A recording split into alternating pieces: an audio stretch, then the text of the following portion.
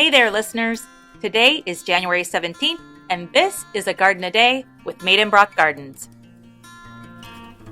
Step back in time with me to 1857. It was in that year that 9 innings was decided to be the length of a baseball game. Elisha Otis installed the first elevator in New York City, and Gustave Flaubert's first novel, Madame Bovary, was published. It was also that year that today's garden opened to the public. Today, we are in Adelaide, Australia, at the Adelaide Botanic Garden. Work began on the garden in 1855, but the plan for the garden began in 1836 at the founding of the city of Adelaide.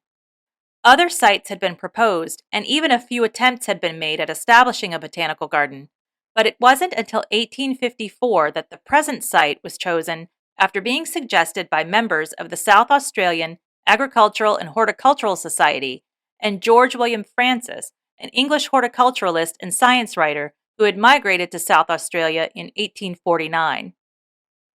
Francis went on to become the first superintendent of the Adelaide Botanic Garden in 1855 when work began. He was instrumental in completing the first stages of land management and garden design. He established the perimeter of the garden, landscaped the entrance to the garden, and suggested Regent's Park in London as inspiration for landscape and garden development for Adelaide Botanic Garden. In 1860, the Botanic Garden Act established a board of governors for the garden with George William Francis as its first director. There have been 10 directors of the garden since its opening. Today, this 130-acre garden boasts several historic buildings and, of course, many beautiful plant displays. The Victorian-era palm house, or tropical house, is a glass house that was imported from Germany in 1875. It opened to the public in 1877 and has seen 2 renovations, once in 1995 and again in 2018. The glass house originally was used to house tropical plants, but has been transformed into a home for plants from Madagascar. A small square building, known as the Dead House, was built in 1882 as part of the Adelaide Lunatic Asylum. The asylum ceased operation in 1902 and the land was acquired by the Botanic Garden. Only this small building remains of the asylum. It's been used as a tool shed and occasionally as a gallery for art exhibitions. The Museum of Economic Botany was established by the second director of the garden, Moritz Richard Schomburg, in 1879 and opened in 1881. The museum is dedicated to the study of useful plants and displays specimens and models showing how plants have been used in the past and how they continue to be used today. On display are papier-mâché models of fruit and fungi created in the 1800s. Stunning architecture is not saved for historic buildings at the Adelaide Botanic Garden. The Amazon Water Lily Pavilion is a glass palace built in 2007. This energy-efficient glasshouse's design was inspired by the leaves of the water lily and houses the pond built in 1868 as the home of the Amazon water lily, or Victoria amazonica, which is found in the wild in South America's Amazon River. Another newer building is the Bicentennial Conservatory, built in 1989. Designed by South Australian architect Guy Marin, the conservatory is the largest single-span conservatory in the Southern Hemisphere. This steel and glass building houses lowland rainforest plants from Northern Australia, Papua New Guinea, Indonesia, and Pacific Islands. Many of the plants in the collection are considered at risk or endangered in their native habitats. Adelaide Botanic Garden is home to the National Rose Trial Garden. Begun in 1996, the Rose Garden is the first of its kind in Australia, with the sole purpose of growing and testing roses for their suitability in the Australian climate.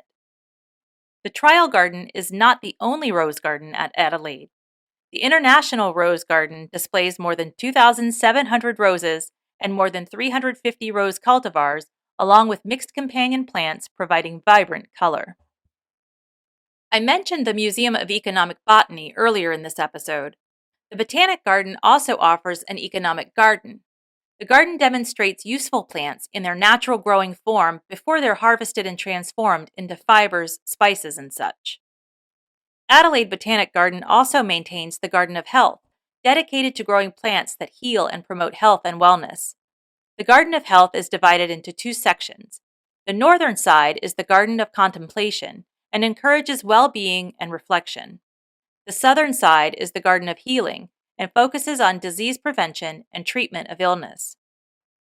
The Botanic Garden is also home to First Creek Wetland, which shows not only the importance of a wetlands ecosystem, but was also designed to collect and recover stormwater to assist with watering the Botanic Garden.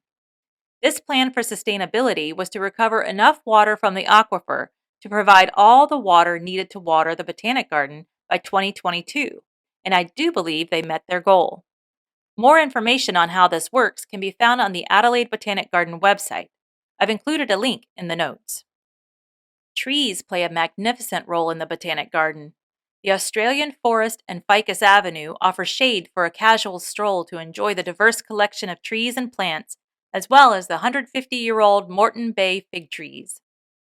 Plants native to Australia are the focus in the Australian Native Garden, the Mallee section, and Threatened Plant Seed Orchard. The Native Garden focuses on artistic and innovative ways to grow natives at home, as edging, hedges, formal and informal beds. Care is taken to show how plantings can be water-wise and grown without the need of synthetic pest control or fertilizer. The Threatened Plant Seed Orchard is a fairly new addition to the garden.